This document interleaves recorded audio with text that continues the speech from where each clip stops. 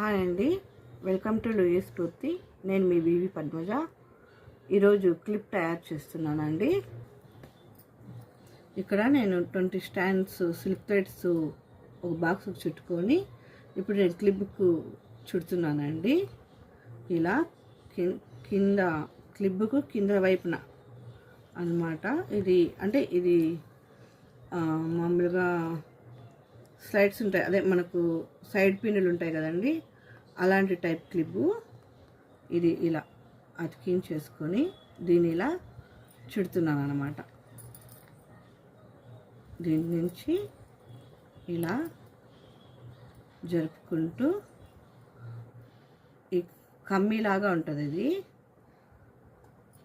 ఇలా వేస్తున్నాను. ఇది మళ్ళీ మనము సైడ్లో లాక్ చేసుకునే కింద ఉంటుంది, అంటే మామూలు ప్రెస్సింగ్ కాకుండా సైడ్ నుంచి లాక్ చేసుకునేటట్లు. ఇట్లా 20 స్టాండ్స్ చుడుతున్నాను. ఇప్పుడు ఎండింగ్కి వచ్చిందండి. ఇప్పుడు గమ్ము పూసేస్తున్నాను. దీనికి ఫ్యాబ్రిక్ బ్లూ పూసేసి ఇక్కడ ఎండింగ్ చేస్తున్నాను. ఫైనల్గా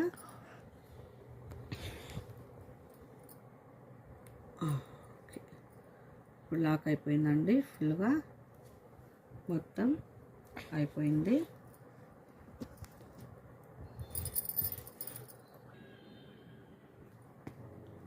ఇప్పుడు మొత్తం కంప్లీట్ అయిపోయిందండి. ఇలా వస్తుంది ప్లెయిన్ అయితే. ఇప్పుడు మనము ఇది కొంచెం గమ్ ఆరాలి ఫ్యాబ్రిక్ బ్లూ. తర్వాత ఇప్పుడు ఫ్యాబ్రిక్ బ్లూ తీసుకొని నేను మళ్ళీ వేలుకి వేసుకుంటున్నానండి.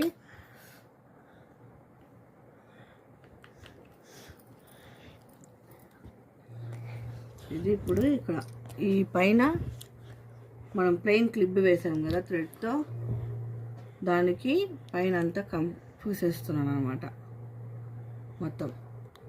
మొత్తం కాదు, కొద్దిగా వేస్తూ వస్తున్నానండి. వస్తూ ఇక్కడ మనము స్టోన్ క్లిప్స్ కుందన్స్ ఉన్నాయన్నమాట, ఫ్రేమ్ కుందన్స్ అంటారు వీటిని. ఇప్పుడు థ్రెడ్ బ్యాంగిల్స్కి అంతా ఇవే వేసేది, ఇవి వేస్తున్నాను అనమాట.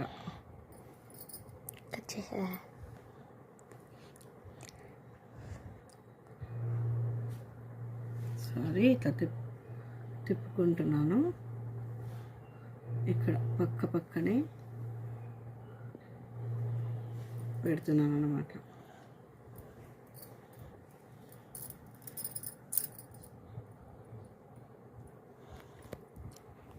సైడ్కి పోకోకుండా చూసుకుంటానండి, ఎందుకంటే మనకు ఐడియా రాదు.